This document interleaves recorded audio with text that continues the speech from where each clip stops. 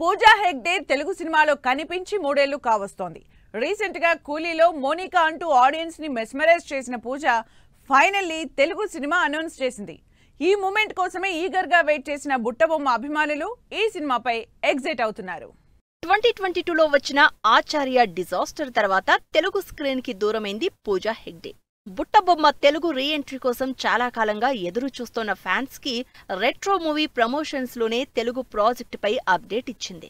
అప్పట్నుంచి పూజ చేయబోయే ఆ తెలుగు సినిమా ఏంటి, ఏ హీరోతో జోడీ కడుతుందంటూ ఫ్యాన్స్ ఒక్కటే డిస్కషన్స్. ఈ చర్చలన్నింటికీ ఎండ్ కార్డ్ వేస్తూ తాను చేస్తోన్న తెలుగు సినిమా గురించి అఫీషియల్ అప్డేట్ ఇచ్చేసింది పూజా హెగ్డే. దుల్కర్ సల్మాన్ హీరోగా తెరకెక్కుతున్న సినిమాతో తెలుగులో గ్రాండ్ గా రీ ఎంట్రీ ఇస్తోంది Pooja Hegde. DQ41 working title పేరుతో వస్తోన్న ఈ సినిమాతో రవి డైరెక్టర్ గా ఇంట్రడ్యూస్ అవుతున్నారు.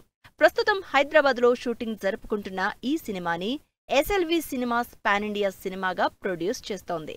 ఎమోషనల్ డ్రామాతో సాగే ఇంట్రెస్టింగ్ లవ్ స్టోరీగా ఈ సినిమా ఉంటుందని తెలుస్తోంది. పూజా హెగ్డే నటిస్తోన్న ఈ సినిమాకి సంబంధించిన షూటింగ్ వీడియో రిలీజ్ అయింది. దుల్కర్ సల్మాన్ ని స్కూటీపై కూర్చోబెట్టుకుని రై రై అంటూ డ్రైవ్ చేస్తున్న పూజా వీడియో అభిమానులకు మంచి ట్రీట్ ఇచ్చింది. 3 ఏళ్లుగా బుట్టబొమ్మ టాలీవుడ్ రీ ఎంట్రీ కోసం ఎదురు చూస్తున్న అభిమానులు ఈ సినిమా పూజా హెగ్డేకి సాలిడ్ కంబ్యాక్ ఇవ్వాలని కోరుకుంటున్నారు. పాన్ ఇండియా లవ్ స్టోరీగా తెరకెక్కుతోన్న ఈ సినిమాతో పూజా హెగ్డే సక్సెస్ అందుకుంటుందో లేదో వెయిట్ అండ్ సీ.